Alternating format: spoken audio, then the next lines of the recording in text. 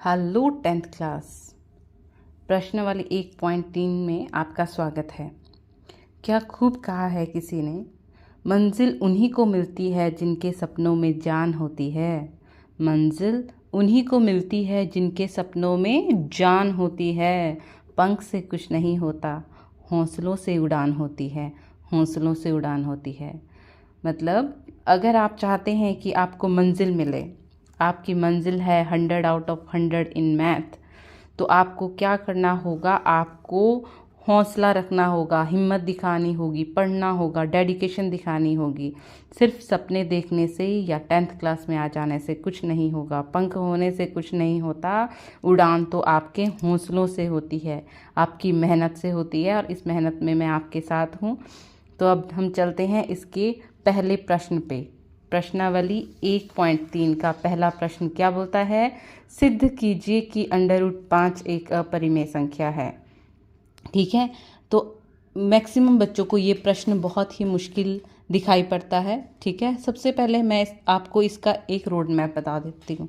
ठीक है, जिससे आपको समझ आ जाए कि हमने करना क्या है, आपको इस क्वेश्चन को करते हुए कोई मुश्किल ना लगे। ठीक है, तो रोड मैप आपने क्या बनाना है कि आपने क्या करना है, आपने सबसे पहले √5 को, ठीक है, या कोई भी आपको जो संख्या दी है जिसको आपने अपरिमेय सिद्ध करना है, आपने इसका उल्टा मान लेना है कि आप इसको मान लो परिमेय संख्या।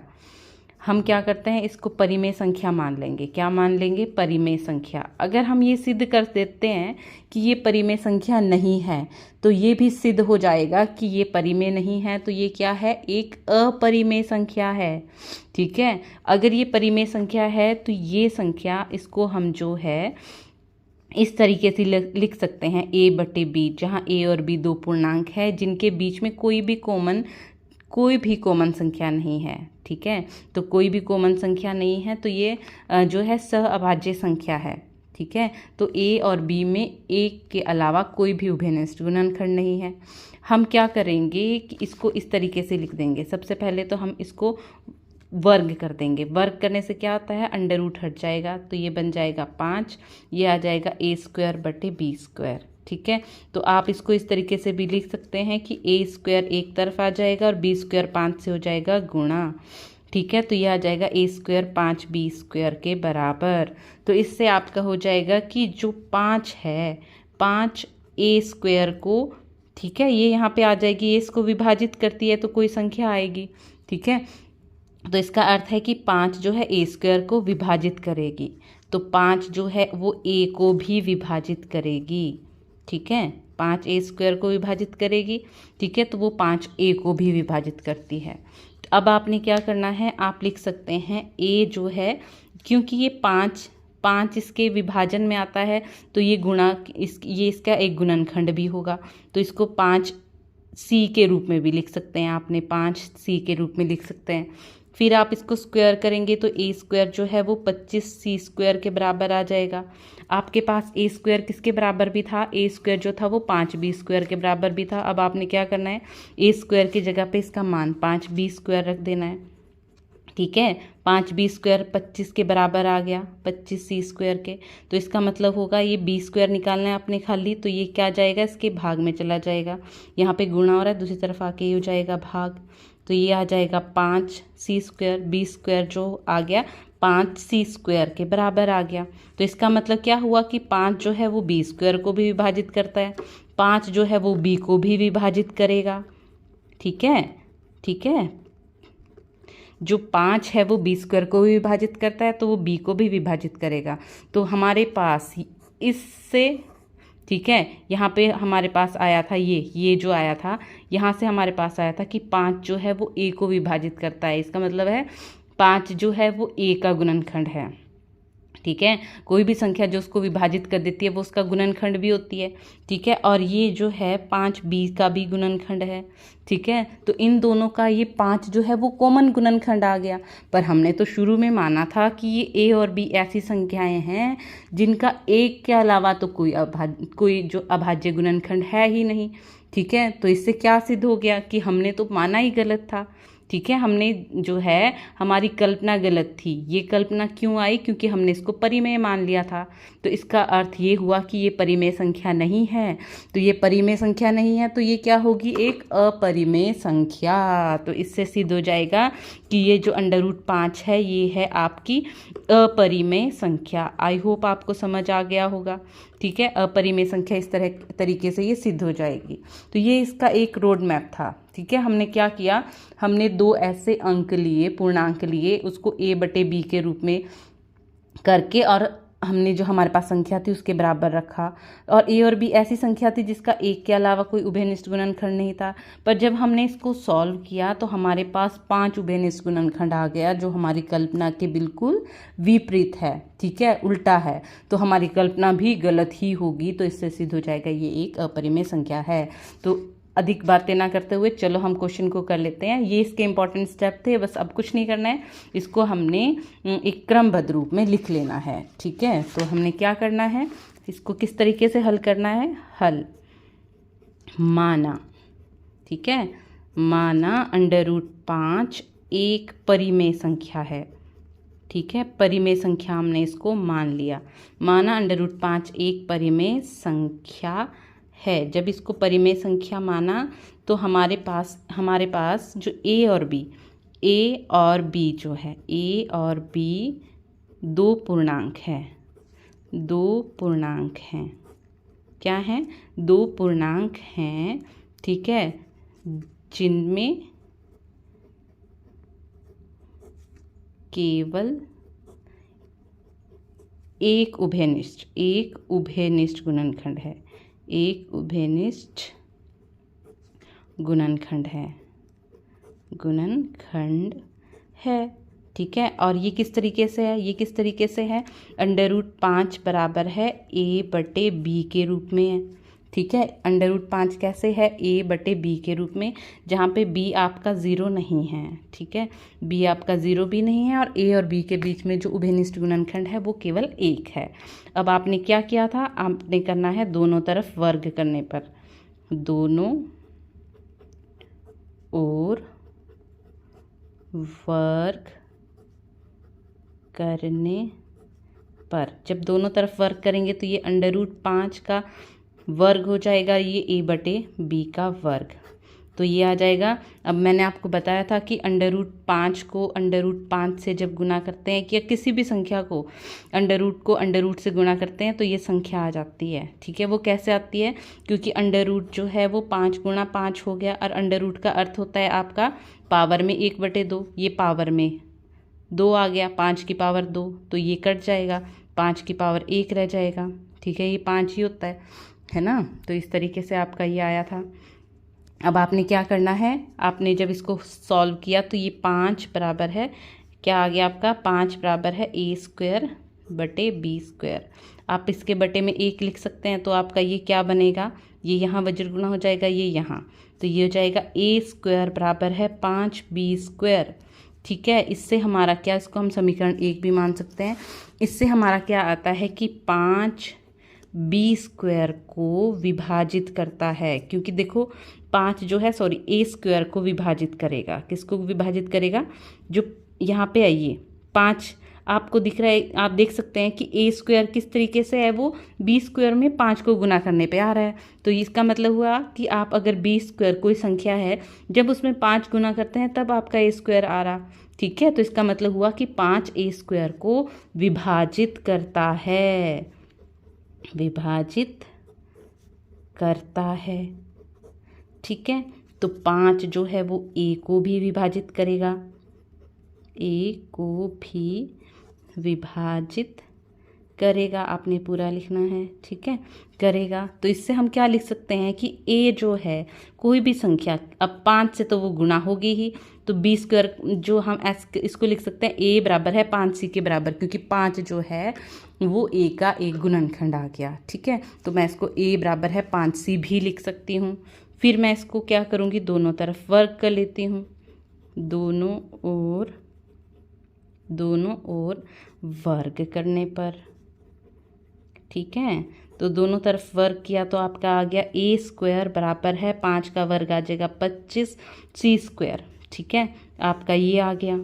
और आपने यहाँ पे देखा था ये समीकरण एक में क्या था, ए स्क्वायर जो है 5b² के बराबर था। ठीक है, समीकरण आप एक से ले सकते हैं, समीकरण एक से जो आपका ए स्क्वायर है वो किसके बराबर है, 5b² के बराबर है, 5b² के बराबर है। तो मैंने ए स्क्वायर की जगह पे ये 5b² भी लिख सकती हूँ।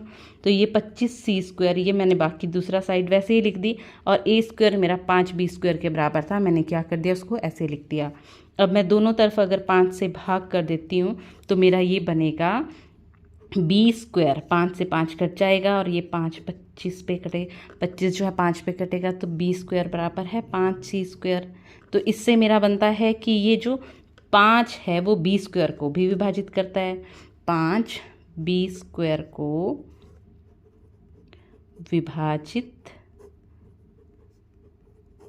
विभाजित करता है।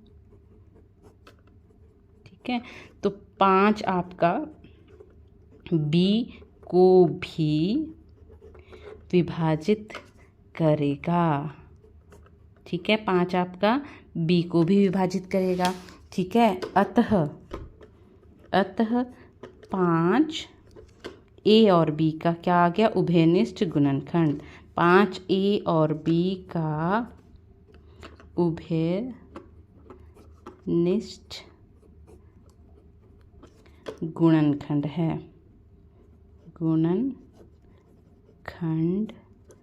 है। ठीक है, तो आप 5 जो है वो a और b का उभयनिष्ठ गुणनखंड आ गया। ठीक है, तो ये हमारी ये क्या हुआ,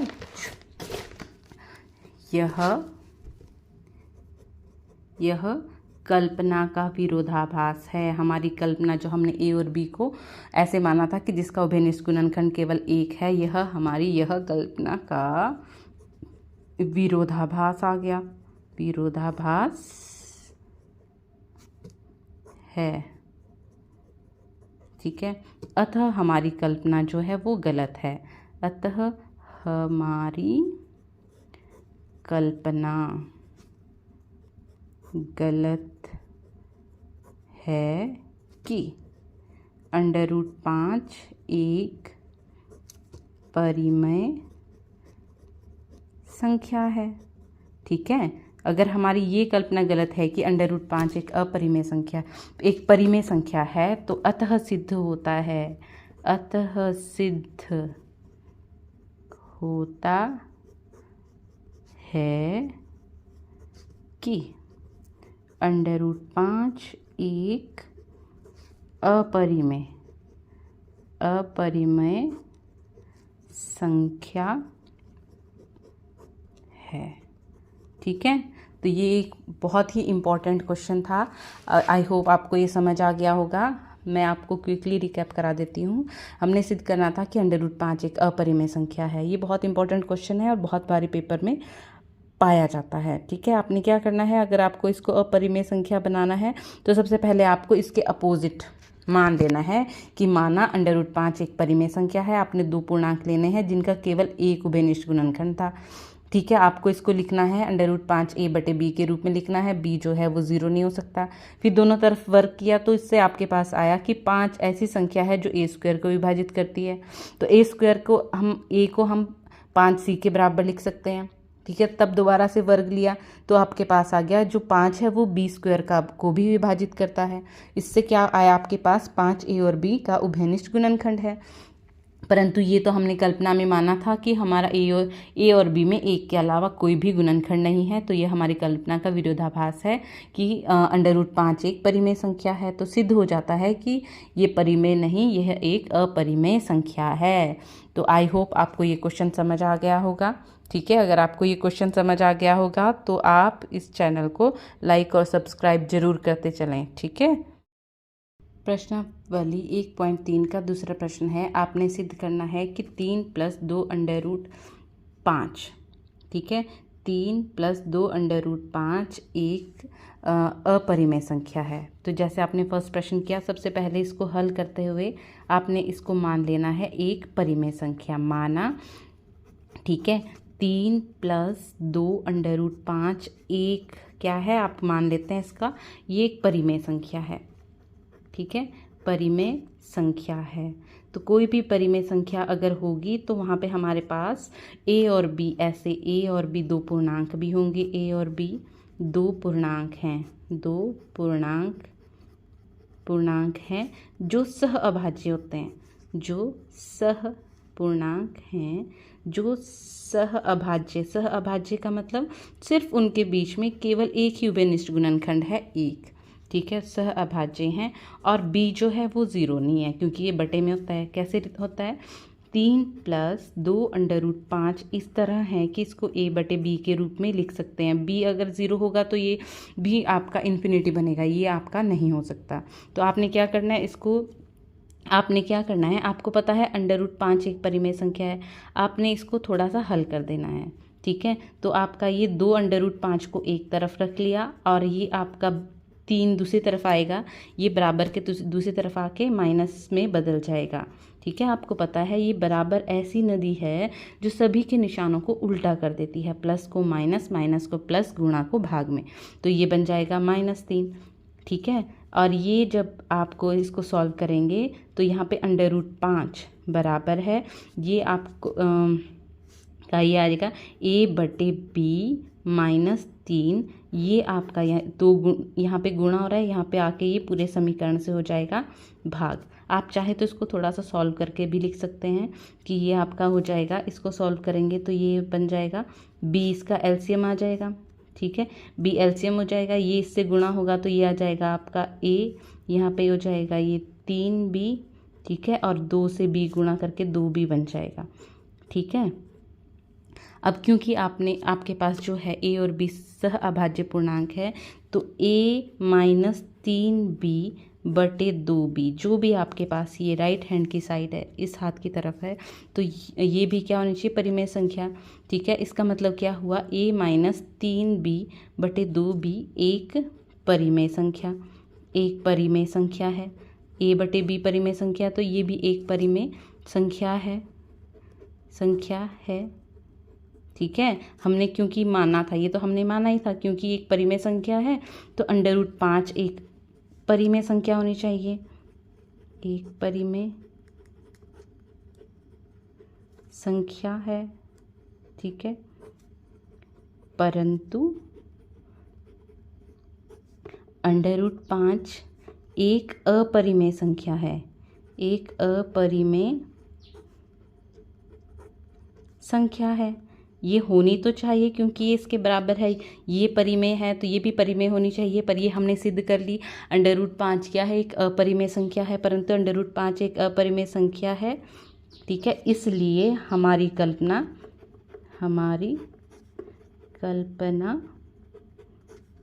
गलत है। ठीक है, तो 3 + 2 √5 एक अपरिमेय संख्या है।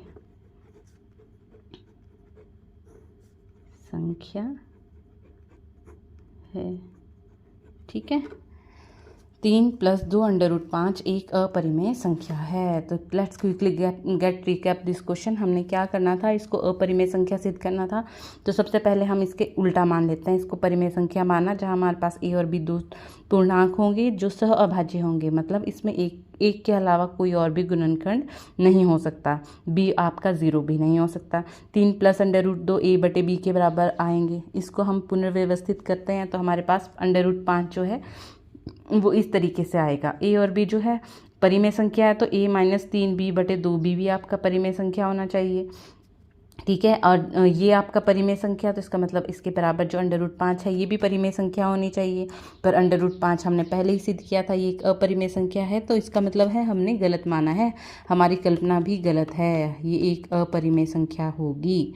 ठीक है, यही हमने सिद्ध करना था और हमने सिद्ध कर लिया।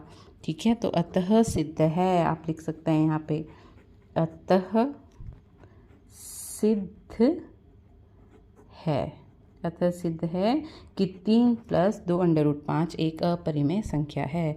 अगर आपको क्वेश्चन समझ आ रहे हैं तो चैनल को सब्सक्राइब करें और वीडियो को लाइक और शेयर करें। ठीक है, थैंक यू।